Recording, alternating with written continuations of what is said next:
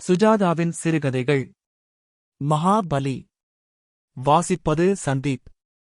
மகிஷாசுரமர்த்தினி குகைக்கு முன்னால் பெங்காலிகள் ஆஷோன் ஆஷோன் என்று ஆரவாரத்துடன் போட்டோ பிடித்துக்கொள்ள. சென்னை -10/3- சேர்ந்த அன்னை இந்திரா மகளிர் உயர்நிலைப் பள்ளி என் ஆசிரியைகள் டீசல் வேனில் இருந்து உதிர்ந்து மகாபலிபுரத்தின் சரித்திர முக்கியத்துவத்தை விளக்கும் வகையில் இங்கதாண்டி சிலை எடுத்தான் ஒரு சின்ன பெண்ணுக்கு ஷூட்டிங் எடுத்தாங்க என்று வியக்க, கற்சிற்பிகளின் ஒளிச்சத்தம் எதிரொலிக்க, பிள்ளையார்களும் கொள்ளை முலை சுந்தரிகளும் சிலை வடிவில் டூரிஸ்டுகளுக்கு காத்திருந்தார்கள். கல்லோரல் சீப்பா கிடைக்கும்னு யாரோ சொன்னாங்களே. இவற்றையெல்லாம் கவனிக்காமல் ஊடே நடந்த அந்த இளைஞன் கரை கோயிலின் அருகில் வந்து கடற்கரை பக்கம் சென்றான். 1200 வருஷம் கடலின் சீற்றத்தையும் உப்புக் காற்றையும் தாங்கி வந்திருக்கும் அற்புதத்தை சற்று நேரம் பார்த்தான். கேமரா வேணுங்களா? Nikon, Japan. ரேபான் கண்ணாடி, எலக்ட்ரிக் ஷேவர், அவன் மெளனமாக இருக்க, செருப்பு வேணுங்களா? ஜோடி 20 ரூபாதாங்க. கோலாபூரி, பேச மாட்டீங்களா? அவனுக்கு பள்ளிச் சிறுவன் போல அறியாத முகம். கருநீலத்தில் தொளதொள சட்டை அவன் சிவந்த நிறத்தை அடிக்கோடிட்டுக் காட்டியது. முதுகில் பட்டைவார் இறுக்கி பை வைத்திருந்தான்.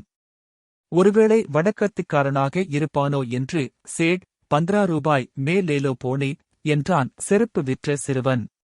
அவனை உணர்ச்சியில்லாமல் பார்த்துவிட்டு, கடலலைகளின் கோபத்தை மழுப்ப அமைக்கப்பட்ட கருங்கல் தடைகளில் ஒன்றில் உட்கார்ந்திருந்தவரை அணுகினான்.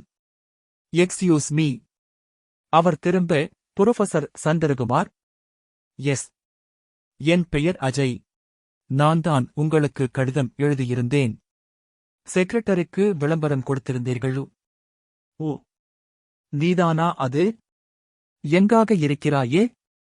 எனக்கு 25 வயது. எனக்கு ஏறக்குறைய 70 என்றார். கண்டான் சரியாகத் தெரியவில்லை. ராத்திரி கார் ஓட்ட முடியவில்லை. பொய்ப்பற்கள். ஒருமுறை பைபாஸ் ஆகிவிட்டது. கடன் வாங்கின ஆயுள். மாடர்ன் மெடிக்கல் சயின்ஸ் என்றான். கரைக்கோயிலின் கோபுரத்தை சிரத்தையாக அமிலம் வைத்துச் சுத்தம் பண்ணிக் கொண்டு இருந்தார்கள். 1 வருஷமாவது இருப்பதாக வாக்களித்தால்தான் உனக்கு வேலை. சான்றிதழ்களை அப்புறம் பார்க்கிறேன். என் புத்தகத்தை முடித்தே ஆகஸ்ட் வேண்டும். பிரசுரகர்த்தர்கள் கெடு. என்ன புத்தகம்? புல் போர்வையையும் கம்பி கேட்டையும் கடந்து சாலை நோக்கி நடந்தார்கள். பல்லவர் கால சிற்பக்கலை பற்றி ஓர் அந்தரங்க பார்வை.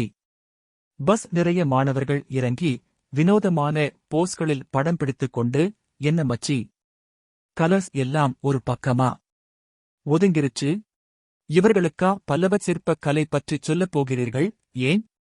பெரிப்ளஸ் கிரேக்க யாத்திரை புத்தகத்திலும் யுவான் சுவாங்கிலும் குறிப்பிடப்பட்டு இருக்கும் இந்த இடத்துக்கு அசைவ உணவகத்தில் புரோட்டா தின்று பிக்னிக் பெண்களை துரத்த வந்திருக்கும் இந்த தலைமுறை கலாசாரமற்றது. நீயும் இந்த தலைமுறைதானே? ஆ. ஆனால் வேறு சாதி. அவர் அவனை நிமிர்ந்து பார்த்து, பெரிப்ளஸ் பற்றி உனக்குத் தெரியுமா? கி.பி. 1ஆம் நூற்றாண்டில் இருந்து இருக்கும் துறைமுகம் என்பதும் பல்லவ கட்டடக்கலை பற்றியும் தெரியும். அவர் அவனை சிநேகபாவத்துடன் பார்த்து, ஐ லைக் யூ. எப்போது வேலைக்கு வரலாம்? இப்போதே என்னுடன் வா. உன் பைகள் எல்லாம் எங்கே? எல்லாம் என் முதுகுக்குப் பின்னால். இவ்வளவுதானா? இதில் கூட புத்தகங்கள்தான் அதிகம். செஸ் ஆடுவாயா? சுமாராக. சுமாராக ஆடி என்னிடம் தோற்பவர்கள்தான் எனக்கு வேண்டும். பேச பேச உன்னை பிடித்திருக்கிறது. லூயிஸ் தாமஸும் படிப்பேன் என்று சொல்லாதே. Medusa and the snail. Great யங்மேன். உன்னை எனக்கு நிச்சயம் பிடித்துவிடப் போகிறது. என் பெண் வினிதா சம்மதித்தால் கல்யாணம் செய்து கொடுத்து விடுவேன். இருவரும் வெளியே சாலைக்கு வர, அவர் கார் அருகில் சென்று, மாருதி ஓட்டுவாயா? நான் ஓட்டாத வாகனமே இல்லை என்று சிரித்தான். சிகரெட் பிடிப்பாயா? இல்லையு. கல்யாணம் ஆகிவிட்டதா? இல்லையு. பர்ஃபெக்ட். சம்பளம் எத்தனை வேண்டும்? உங்கள் இஷ்டம். மாருதி காரை திறந்து, முதுகுச் சுமையை பின் இருக்கைக்கு தள்ளிவிட்டு, முன்னால் ஏறிக்கொண்டான். ஓட்டுகிறாயா? இல்லை, இந்த பிரதேசமே எனக்கு புதிது. எந்த ஊர் நீ? எதும் என் ஊர் இல்லை. கடற்கரையோரம் சென்றபோது மிளனமாக வந்தான். அர்ச்சுனன் தவத்தை கடந்து கல்பாக்கம் சாலையை தவிர்த்து ஊருக்கு வெளியே சென்று நீல மஞ்சள் நைலான் வலைகளையும் மீன் நாற்றத்தையும் கடந்து கடலோர வீட்டு வாசலில் சென்றபோது வெள்ளை சடை நாய் வந்து வாலை ஆட்டியது. அமைதியான இடம். இவன் பெயர் ஸ்னோ. இங்கேயே இருப்பதில் உனக்கு தயக்கம் ஏதும் உண்டா? இல்லையு. அலை ஓசை பழகிவிடும். மாடியில் என் மகனின் அறை இருக்கிறது. எடுத்துக்கொள். மகன் அமெரிக்காவில் இருக்கிறான், டெக் நிறுவனத்தில். மகள் சென்னையில் படிக்கிறாள். விடுமுறைக்கு வருவாள். அப்படியா? உள்ளே வந்து சித்திரங்களை பார்த்தான். யாருக்கு ஷகால் பிடிக்கும்? எனக்கு. உனக்கு? கண்டின்ஸ்கியூ. ஏதோ ஒரு விதி என்னிடம் கொண்டு சேர்த்திருக்கிறது உன்னை. நான் இதுவரை தேடிய ஆதர்ச இந்திய இளைஞன் கிடைத்துவிட்டது போல தோன்றுகிறது. அவன் புன்னகைத்தான். மிகைப்படுத்துகிறீர்கள். எதுவரை படித்திருக்கிறாய்? கல்லூரிக்கு முழுதும் போகவில்லை. படிப்பு தடைப்பட்டுவிட்டது. பி.ஏ. ஹிஸ்டரி படித்தேன். எங்கே படித்தாய்? லண்டனில். விட்டுவிட்டாயா? ஆ. பெற்றோரை ஒரு விபத்தில் இழந்த பின். அவன் பையிலிருந்து சாமான்களை எடுத்து வைத்தான். பெரும்பாலும் புத்தகங்கள். 101 கவிதைகள், லயால் வாட்சன் கட்டுரைகள், ரயில்வே அட்டவணை, சதுரங்கம் பற்றிய பாபி ஃபிஷரின் புத்தகம், தி டவ் ஆஃப் பவர், மெக்கியாவல்லியின் பிரின்ஸ், மோதியின் ஜூரிஸ்புடன்ஸ். உன்னை வகைப்படுத்த முடியவில்லை. மறுபடி புன்னகைத்தான். பதில் சொல்ல விரும்பாத போதெல்லாம் மையமாக புன்னகைப்பான் என்பது புரிந்தது. முதல் மாதத்தில் அவன் முழுத்திறமையும் படிப்படியாக புரிந்தது. அஜய் 6 மணிக்கு எழுந்து காபி போட்டுக் கொடுப்பான். சந்திரகுமாருக்கு தேவையான ஐஸ் டீ, லெமன் காடியில் தேன் கலந்து கொடுப்பான். இரவு அவர் எழுதி வைத்திருப்பதை எல்லாம் பிழையே இன்றி மிகச் சுத்தமாக எலக்ட்ரிக் டைப்ரைட்டரில் அடித்துக் கொடுத்து விடுவான். 1-2 திருத்தங்கள்தான் இருக்கும். புத்தகத்தின் உள்ளடக்கம் பற்றி பேசவே மாட்டான். மாலை செஸ் ஆடுவார்கள். ஒரு நாள் அவன் தோற்பான். ஒரு நாள் இவர். சில நாள் ட்ரா. ராத்திரி அவருக்கு கண்பார்வை மங்கியதால் படித்துக் காட்டினான். ஒரு நாள் மாறுதலுக்காக ஏதாவது உன் புத்தகத்தில் இருந்து படித்துக் காட்டேன் என்றார். என் புத்தகங்கள் உங்களுக்கு பிடிக்காது. நான் தற்போது எழுதும் புத்தகத்தைப் பற்றி என்ன நினைக்கிறாய்? இது நம் நாட்டுக்கு தேவையற்றது. எப்படிச் சொல்கிறாய்? என்றார் கோபப்படாமல். மகேந்திரன் கட்டிய தூணுக்கும் ராஜசிம்மன் கட்டிய தூணுக்கும் வித்தியாசங்கள் பற்றி ஒரு அத்தியாயமே விளக்கும் புத்தகத்தால் இன்றைய இந்தியாவுக்கு என்ன பயன்? நம் கலாசார மரபு தெரிய வேண்டாமா? தெரிந்து நம் இந்தியாவை ஒன்று சேர்த்து இந்த மரபு இப்போது தேவை இல்லை என்கிறாயா? இந்தியா ஒன்றல்ல. இந்த மகாபலிபுரம் பல்லவ ராஜ்யமாக இருந்தது. அவன் விரோதி புலிகேசி சாளுக்கிய ராஜ்யம். அதுபோல் சோழ மண்டலம், வேங்கி. இந்தியாவாக இல்லை. இந்தியா பிரிட்டிஷ்காரன் அமைத்தது. எங்கள் தலைமுறை அப்படி நினைக்கவில்லை. நாங்கள் சுதந்திர வேட்கைப்பட்டு தியாகங்கள் செய்தோம். காரணம், உங்களை எல்லாம் ஒருமைப்படுத்த ஒரு பொது எதிரி இருந்தான். இப்போது நம் எதிரி நாமேதானே. இருந்தும் இந்த நாட்டை ஒன்று சேர்ப்பது கலாசாரம் இல்லை. ஏழ்மை. உனக்குச் சிற்பங்கள் பிடிக்காதோ? கரைக்கோயிலின் ஆர்க்கிடெக்சர் எனக்கு பிடிக்கிறது. எனக்கு அதன் அழகை நிலவொளியில் பார்க்க பிடிக்கும். அதை அமைத்த பெயரில்லாத சிற்பிதான் என் ஹீரோ. மகேந்திரவர்மன் அல்ல. மனம் மாறுவாய் என்றார் சந்திரகுமார் புன்னகையுடன். வினிதா தசராவுக்கு வந்திருந்தபோது அவனை அறிமுகப்படுத்தினார். Vinith, this is Ajay. வினிதா என் பெண்டு. Hi, you like music? பிடிக்கும். ஃபில் காலின்ஸ் என்றாள் எதிர்பார்ப்புடன். மொசார்ட் என்றான். யக் என்றாள் அருவருப்புடன். புக்ஸ். Jeffrey Archer. ஃபிக்ஷன் 2ஆம் பட்சம். I read poems. Poems. My God. There goes my marriage alliance என்றார் சந்திரகுமார். எங்கிருந்து அப்பா இந்த பிராணியை பிடிச்சுட்டு வந்தீங்க? ஹீ இஸ் நாட் நார்மல் என்றாள் வினிதா. இருவருக்கும் ஒரே ஒரு பொது அம்சம், மே மாதத்தில் பிறந்தவர்கள் இருவரும். அவளுடன் விகற்பமில்லாமல் பழகினான். அவளைக் கவிதைகள் படிக்க வைத்தான். மொசார்ட்டின் வாழ்க்கை வரலாற்றை வீடியோ பார்க்க வைத்தான். ஒருநாள் மாலை ரொம்ப போர் அடிக்கிறது என்று கட்டாயப்படுத்தி அவனை ஊருக்குள் அழைத்துச் சென்றாள். கடற்கரை பக்கம் வாக்மென் போட்டுக்கொண்டு நடக்கப் போகிறேன். நீயும் வருகிறாயா? கட்டாயத்தின் பேரில்தான் சென்றான். திரும்பி வந்ததும், இரவு எனக்கு நிலவொளியில் கரை கோயிலை பார்க்க வேண்டும். அழைத்துச் செல்கிறேன். அவர்கள் சென்றதும் கொஞ்ச நேரம் சும்மா இருந்தார். இருவரும் நெருக்கமாக பழகுவது திருப்தியாக இருந்தது. அவனைப் பற்றி, குடும்பத்தைப் பற்றி விசாரிக்க வேண்டும். இவனைப் போல் மாப்பிள்ளை கிடைப்பது மிக அரிது. இருவரும் போனதும் வீடு வெறிச்சென்று இருந்தது. மேஜையில் அவன் அவளுக்கு படித்துக் காட்டிக் கொண்டு இருந்த புத்தகத்தை எடுத்தார். காது மடங்கியிருந்த பக்கத்தில் திறந்தது. 1 லிம்ரசம் 6. கவிதையின் தலைப்பே சற்று அதிர்ச்சி தந்தது. மகம் கா நும் உண பூச்சியம் காளி உரா பிரபங்க 315 நஹா 1015 11910 நமக 08 146 நப பர நணயமம். வாசலில் ஜீப்பில் இருந்து ஒருவர் மெல்ல இறங்கி வந்து சுற்றிலும் சவுக்குத் தோட்டத்தை பார்த்தபடியே அணுகினார். புரொஃபசர் சந்திரகுமார். எஸ்.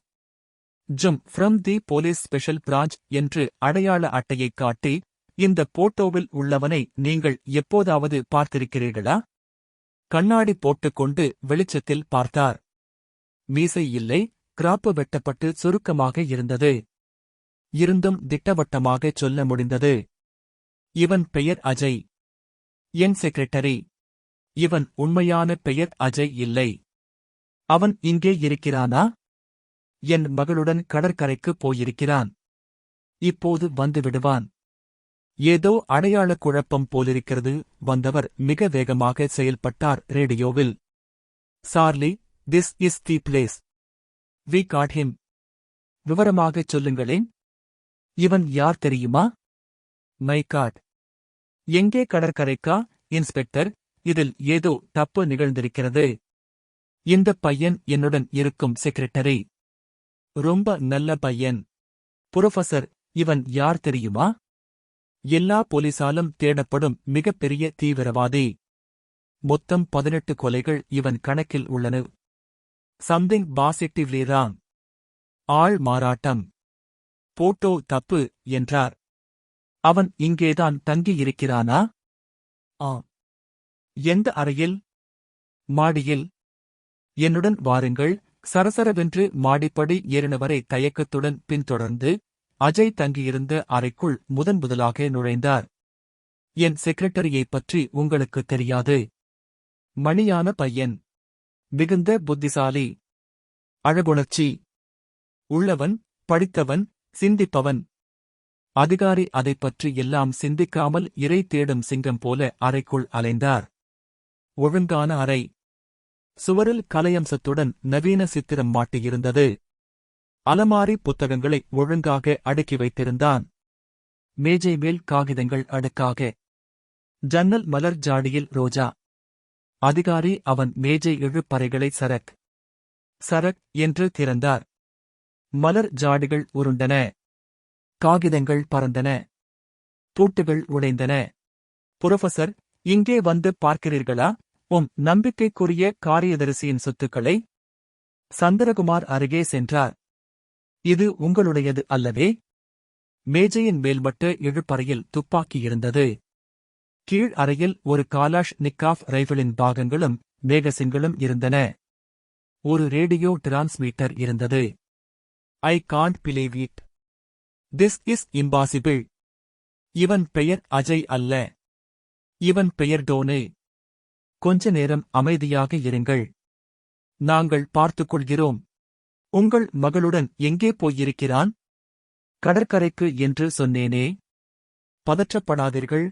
அவனுக்கு நாங்கள் இங்கு வந்து தேடுவது தெரியாது. அவனும் உங்கள் மகளும் திரும்பும் வரை பதுங்கியிருக்கலாம். ஜீப்பை போகச் சொல்லி ஆணை கொடுத்தார். தபதபவென்று 10 போலீஸ்காரர்கள் வீட்டுக்குள் நுழைந்து வாசல் கதவைச் சாத்திக் கொண்டார்கள். Wait, you can't do this. அவன் வேறு யாரையோ. Shut up old man. Keep quiet. ஒரு பயங்கரவாதிக்கு, தீவிரவாதிக்கு புகலிடம் அளித்திருக்கிறீர்கள். வாயை மூடிக்கொண்டு நடப்பதை கவனிப்பது உசிதம். என்ன செய்யப் போகிறீர்கள்? காட். என் மகள். என் மகள் அவனுடன் இருக்கிறாள். அவளைக் காப்பாற்ற முயற்சிக்கிறோம். அவர் உடல் நடுங்க ஆரம்பித்தது. அலமாரியில் இருக்கும் சார்பிட்டால் தேவைப்பட்டது. நாக்கு உலர்ந்தது. என்னவோ ஒரு பெரிய தப்பு நேர்ந்திருக்கிறது. ஆள்மாறாட்டத் தப்பு. இவன் இல்லை. தடுக்க வேண்டும். வர்றாங்க, எல்லாரும் தயாரா இருங்க. அனாவசியமா சுட வேண்டாம். நான் சொல்லும்போது சுட்டா போதும். ஜன்னல் வழியே வினிதாவுடன் அஜய் மெதுவாக பேசிக்கொண்டே வருவது தெரிந்தது. அவர்கள் கைகோத்துக் கொண்டு இருந்தார்கள். அவ்வப்போது அவன் தோளில் தட்டி ஆரவாரமாக சிரித்தாள். ரெடி? ஒரு கணம் உலகமே நின்றது. இங்கே துல்லியமாக துப்பாக்கிகளின் ட்ரிக்கரை தயாரிக்கும் சத்தம் கேட்டது. வீட்டை நோக்கி வந்து கொண்டு இருந்தவன் தரையில் ஈரம் இருந்ததை பார்த்தான். அதில் பதிந்திருந்த பூட்ஸ் அடையாளங்களை பார்த்தான். நின்றான். வின்னியிடம் ஏதோ சொன்னான். அவள் வியப்புடன் கீழே பார்த்தாள். நாம் வந்திருப்பதைக் கண்டுபிடித்துவிட்டான். பூட்ஸ் அடையாளங்களை பார்த்து. ஓடுங்க. பிடிங்க. இதற்குள் அஜய் வின்னியை முன்னால் இழுத்து தன்னை மறைத்துக் கொண்டான். போலீசார் வெளியே வெள்ளமாகப் பாய்ந்தார்கள். அங்கிருந்து கத்தினான். தன் பையில் இருந்து எடுத்து துப்பாக்கியை வின்னியின் நெற்றியில் பதித்து, ஸ்டாப். கிட்ட வந்தா பெண் இறந்து போவாள். நில்லு. சினிமாவில்தான் இந்த மாதிரி காட்சிகள் வரும் என்று சந்திரகுமார் நினைத்தார். இப்போது கூட அனைத்தும் கனவு என்று விழிக்கத் தயாராக இருந்தார். அவர் பெண்ணை அவன் தரதரவென்று இழுத்துச் சென்று மாருதி காரில் திணித்து ஏற்றிக்கொண்டு புறப்பட்டபோது போலீசார் வாக்கிடாக்கி எல் ஆணைகள் பிறப்பித்தனர். Quick. Send the jeep. He is running.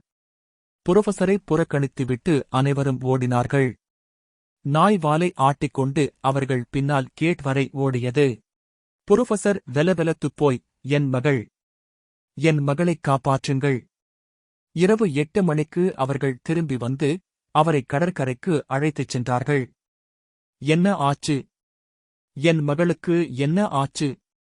O, she is alright. பையன்? கடற்கரையில் சுடவேண்டியிருந்தது. அவர்கள் அந்த இடத்தை அணுக வின்னி அவரை நோக்கி ஓடி வந்தாள். வின்னி, தப்பித்தாயா? வின்னி, ஆர் யூ ஆல்ரைட் என்று அவளைக் கட்டிக்கொண்டு நெற்றியில் முத்தங்கள் அளித்தார். எங்கேயாவது அடிபட்டதா? இல்லை அப்பா. அவன் என்னை எதும் செய்யவில்லை. எதும் செய்யவில்லையா? நான் அகப்பட்டுவிட்டேன். என்னை நிச்சயம் சுட்டுவிடுவார்கள். சாவதற்கு முன் கடற்கரை கோயிலை ஒருமுறை நிலவில் பார்த்துவிட வேண்டும் என்றான். அதற்காகத்தான் என்னை பணையக் கைதியாக அழைத்துச் சென்றான்.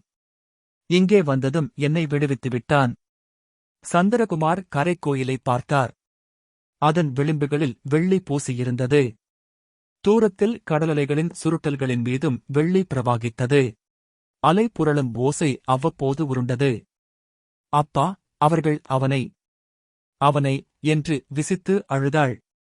கடற்கரை கோயிலின் அருகே மணல் வெளியில் நிலவில் நனைந்து கிடந்தான் அவன்.